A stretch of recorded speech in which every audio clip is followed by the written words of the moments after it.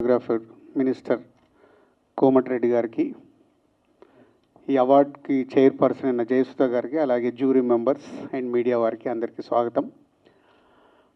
GTFA Gaddar Telangana film awards state government ఎంతో ఆర్భాటంగా ఈ ఈవెంట్స్ చేయాలని ఈరోజు సంకల్పం ఉండే, పోతే ఇందాక ఎండి గారు చెప్పినట్టు ఆ ఇన్సిడెంట్ వల్ల ముందుగా సింపుల్గానే చేస్తూ ఈ రోజు నుంచి జ్యూరీ వారు సినిమాలు చూసి వాళ్ళు మే ఎండ్ కల్లా జ్యూరీ నుంచి ఏదైతే 2024 తెలుగు సినిమాల్ని ఫైనల్ చేసి GTFAకు ఇస్తే ఫైనల్గా జూన్ 14th రోజు ఈ గద్దార్ తెలంగాణ ఫిలిం అవార్డ్స్ని పెద్ద ఎత్తున చేయడానికి ప్లాన్ చేశాం.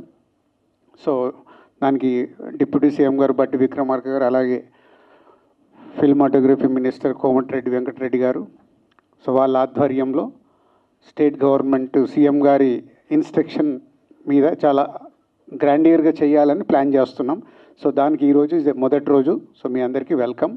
సో మీరు 2024 నిజాయితీగా మీరు మీ జ్యూరీ మెంబర్స్ సెలెక్ట్ చేసిన సినిమాలకి అవార్డ్స్ వచ్చేలాగా ప్లాన్ చేద్దాం. Thank you.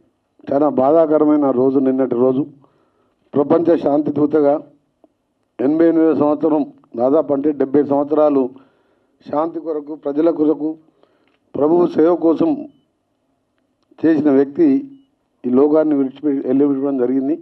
దాని మూలంగా ఈ ప్రోగ్రాం కూడా కట్టార్ట్ చేస్తూ మళ్ళా గౌరవ డిప్యూటీ సీఎం గారి ఆదేశాల మేరకు గౌరవ ముఖ్యమంత్రి గారు కోరిన విధంగా 14 జూన్ రోజు పెద్ద ఎత్తున హైటెక్స్లో దాన్ని నిర్వహించామని జ్యూరీ చైర్పర్సన్ గారికి, మిగతా మెంబర్స్ని కూడా కళాత్మకమైన సినిమాలని, అందులో ఈ సమాజానికి పనికొచ్చే సినిమాలను కూడా మీరు గుర్తించి మీ కార్యక్రమాన్ని వితౌట్ పొలిటికల్ ఎంటర్ప్రైజ్ ఉంటుంది, మీరు సజావుగా చేయండి.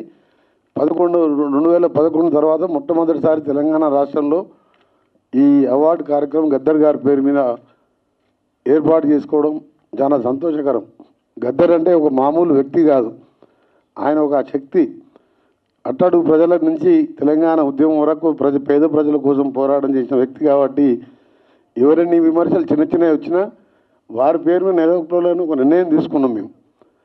అందుకనే గౌరవ డిప్యూటీ సీఎం గారు ప్రత్యేకసార్లు ఎన్నో మీటింగ్ పెట్టి ఈ కార్యక్రమాన్ని ముందుకు తీసుకుపోతున్నాం.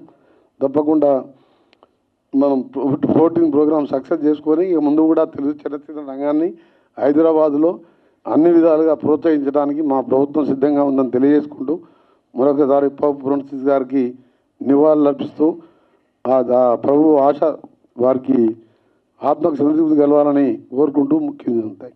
ముందుగా ఇప్పుడే కోమటిరెడ్డి వెంకటరెడ్డి గారు చెప్పినట్టుగా పోపు గారు పరమపదించారు కాబట్టి వారి ఆత్మకు శాంతి చేకూరాలని చెప్పి మనం ఇప్పటికే మౌనం పాటించాం. అట్లాగే మనం అందరం కూడా వారు చూపించినటువంటి మార్గాన్ని గమనంలో తీసుకొని ప్రపంచ శాంతి కోసమై మనందరం కట్టుబడి ముందుకు నడుద్దామని ఈ సందర్భంగా మనవి చేస్తూ మరొకసారి వారి ఆత్మకిచ్చి శాంతి చేకూరాలని భగవంతుడిని కోరుకుంటూ ఈరోజు మొదలుపెట్టినటువంటి గద్దర్ తెలంగాణ చలనచిత్ర అవార్డులు ఇవి మన రాష్ట్రం ఏర్పడిన తర్వాత మొట్టమొదటిసారి ఏర్పాటు చేసుకున్నటువంటి కార్యక్రమం ఇది. ఉమ్మడి రాష్ట్రంలో 2011లో ఆగిపోయినటువంటి అవార్డులు రాష్ట్ర విభజన జరిగిన తర్వాత ప్రత్యేక రాష్ట్రం ఏర్పడినప్పటికీ తెలుగు చలనచిత్ర పరిశ్రమ మొత్తం యావత్తు కూడా హైదరాబాద్ నగరం తెలంగాణ రాష్ట్ర రాజధానిలో ఉన్నప్పటికీ దురదృష్టం దశాబ్ద కాలం వారు ఇటువంటి అవార్డులకు కానీ ఎటువంటి ప్రోత్సాహకాలు కానీ నోచుకోలేకపోయింది పరిశ్రమ.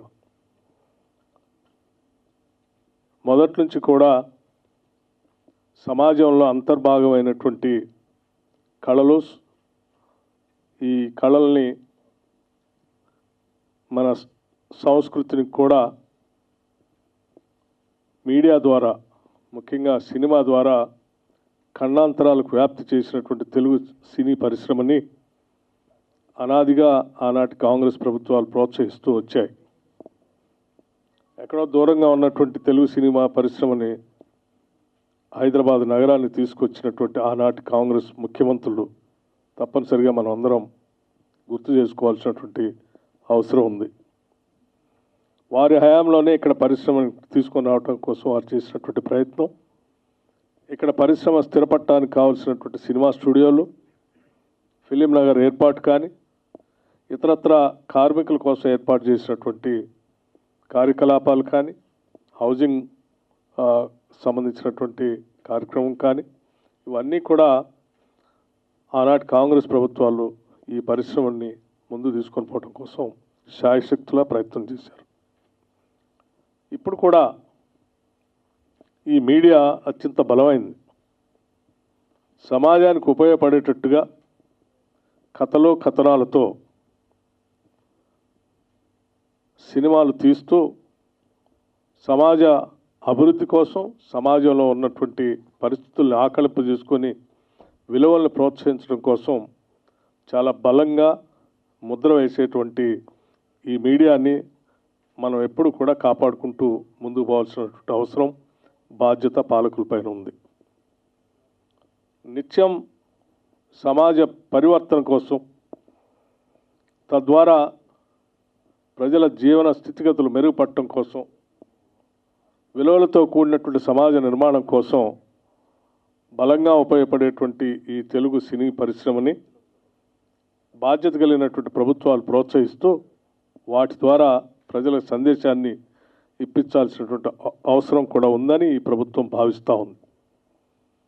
అందుకే ముఖ్యమంత్రి శ్రీ రేవంత్ రెడ్డి గారు, కాంగ్రెస్ ప్రభుత్వం వారి నాయకత్వంలో ఒక నిర్ణయం చేసి దశాబ్ద కాలం పైబడి తెలుగు సినిమా పరిశ్రమని పూర్తిగా నిర్లక్ష్యం చేయటం ఇది మంచి సాంప్రదాయం కాదు, ఇది మంచిది కాదని చెప్పి ఆలోచన చేసి తప్పనిసరిగా మనం ఈ తెలుగు సినిమా పరిశ్రమను ప్రోత్సహించాల్సిన అవసరం ఉందని చెప్పి ఒక నిర్ణయం తీసుకొని మళ్ళీ తిరిగి తెలుగు చలనచిత్రాలకు సంబంధించినంత వరకు, తెలుగు చలనచిత్రాలే కాదు ఈ ప్రాంతానికి సంబంధించిన ఉర్దూ మీడియంకు సంబంధించినటువంటి చిత్రాలను కూడా ప్రోత్సహించాలనేటువంటి ఆలోచనతో గద్దర్ తెలంగాణ చలనచిత్ర అవార్డులు 2024ని మొట్టమొదటిసారిగా ఈ రాష్ట్రంలో ప్రవేశపెట్టాం.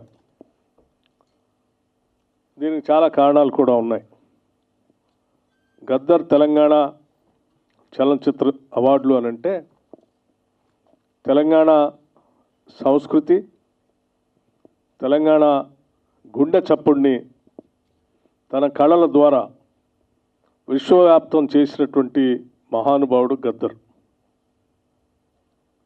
ఆయన బాణి కానీ, లేకపోతే ఈ తెలంగాణలో ఉన్నటువంటి సంస్కృతిని, ఈ తెలంగాణలో ఉన్నటువంటి భావజాలాన్ని తెలంగాణ రాష్ట్రానికే కాకుండా దేశవ్యాప్తంతో పాటు ప్రపంచంలో ఒక స్పష్టమైనటువంటి మార్గాన్ని ఏర్పాటు చేయటం ద్వారా ప్రతి తెలంగాణ పల్లెలో కూడా ఆయన బాణి ద్వారా సమాజానికి పనికొచ్చేటువంటి కళల ద్వారా వ్యాప్తి చేసేటువంటి కార్యక్రమాన్ని ప్రతి చిన్నవాడి దగ్గర నుంచి వృద్ధుడి వరకు తీసుకొని ముందుకు వెళ్ళినటువంటి విషయం మనందరికీ తెలిసిందే.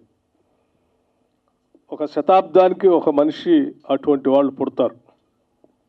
అటువంటి వాళ్ళు తెలంగాణ రాష్ట్రంలో పుట్టడం తెలంగాణ రాష్ట్ర అదృష్టంగా మేమంతా భావిస్తూ ఈ రాష్ట్ర అభివృద్ధి కోసం, తెలంగాణ రాష్ట్ర ఆవిర్భావం కోసం ఆయన పెద్ద ఎత్తున పాదయాత్ర చేసి సింగరేణి కాలనీస్ నుంచి మొదలుపెట్టి ఆదిలాబాద్ వరకు తన పాటతో తెలంగాణ రాష్ట్ర ఆవిర్భావానికి పెద్ద ఎత్తున ఊపిరి పోసిన మహానుభావుడి పేరు మీద ఆ కల్చర్ ద్వారా తీసుకొచ్చినటువంటి విప్లవం ద్వారా వచ్చినటువంటి ప్రక్రియతో ఇక్కడ ఉన్నటువంటి ప్రజలందరూ కూడా పెద్ద ఎత్తున ఉద్యమంలో పాల్గొని ప్రత్యేక రాష్ట్ర ఆవిర్భావానికి నాంది పలికారు.